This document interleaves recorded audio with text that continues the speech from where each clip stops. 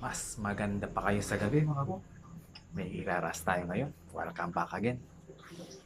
So ito, gagamitin daw bukas ng umaga ni Mr. Jerwin Gonzalez. Gusto na yung pa-sustain yung lapad niya mga bok, yung weight niya. Ayan o. Gusto niya isasagad na raw natin dito yan. So ayaw daw niya nung may makitid. Gusto niya yung medyo malapad daw. Yun ang swak na swak sa kanyang gustong suotin mga bok. Ito kasing slack na to mga bok. For rent ito eh. Kumbaga, nakilala lang nito. Nakilala. So, medyo mo magkitid daw sa kanya. Gusto niya i-extend natin to. Ilalapad natin. Ayun yung lapad niya mga bok. Hindi siya pareha. So, gusto niya kunin daw natin dito. So, plansyahan muna natin to mga bok. Ito. Kailangan mong matanggal yung UP-UP nito.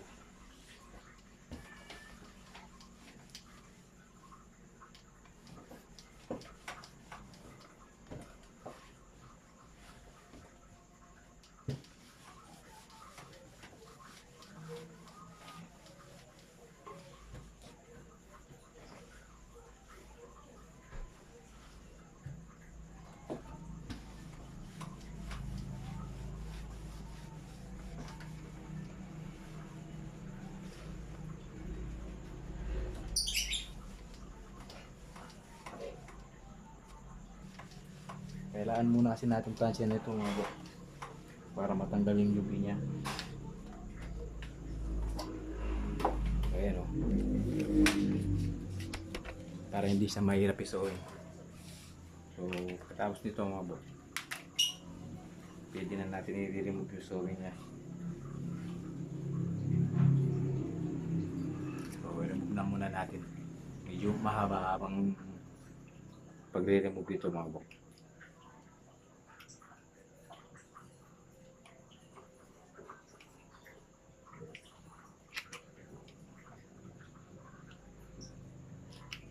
Ano?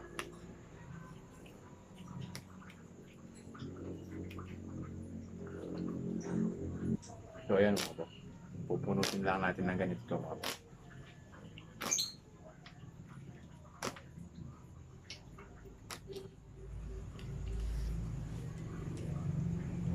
Kaya mga ganitong isla ka po. Yung madali lang tapos na sintong ako. Yan o. Pupunutin. Kasi hindi na masinsin yung tayo nito eh. Hindi makapal yung pagka-sewing niya. Kasi for rent nga ito eh. Pwede mong iliit. Pwede mong lagyan. So, ganyan pagka mga for rent ang mga tayo nila. Hindi yung matibay na pagka-sewing talaga. Kasi may ano naman ito eh. May allowance ito. Pwede mo talagang galawin. So, trust gawin natin mga bok. O, yan.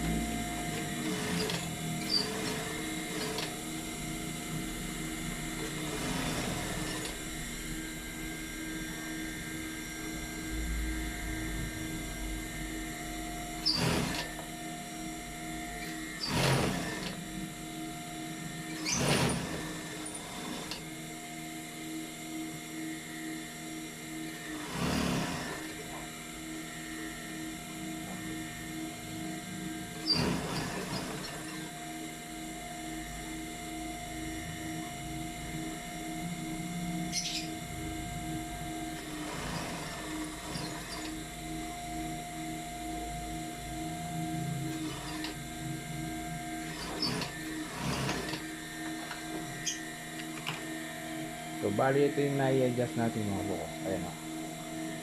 Muli natin yung lapad ng mga buko. Nasa 1 inches siya mga buko.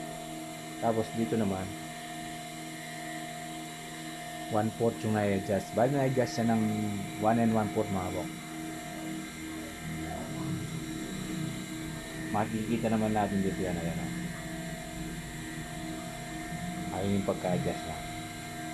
So, sorry naman natin yung isa mga boss. Yung kabilang way naman.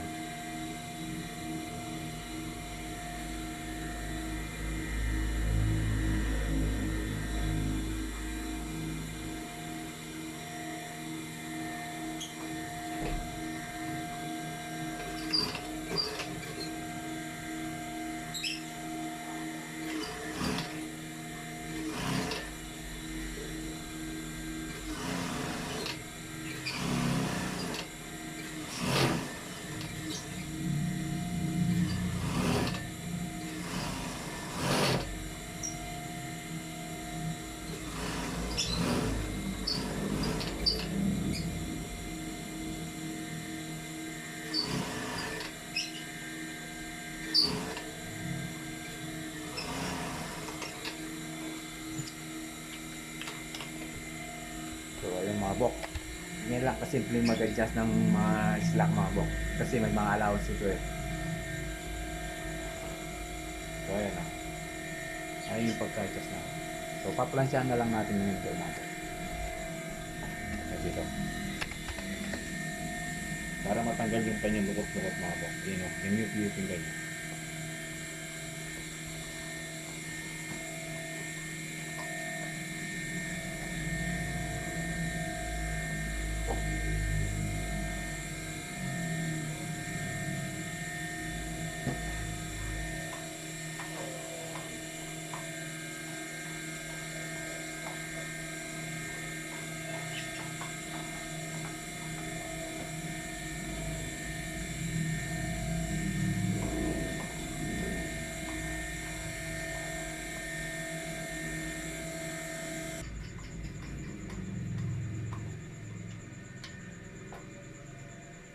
Ito mga bok.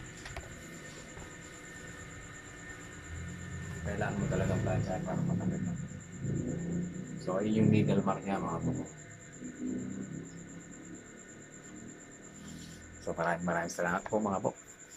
Kung nagustuhan niyo po itong video to, baka naman pwede niyo akong pa-like, pa-share, pa-follow, o pa-subscribe na rin.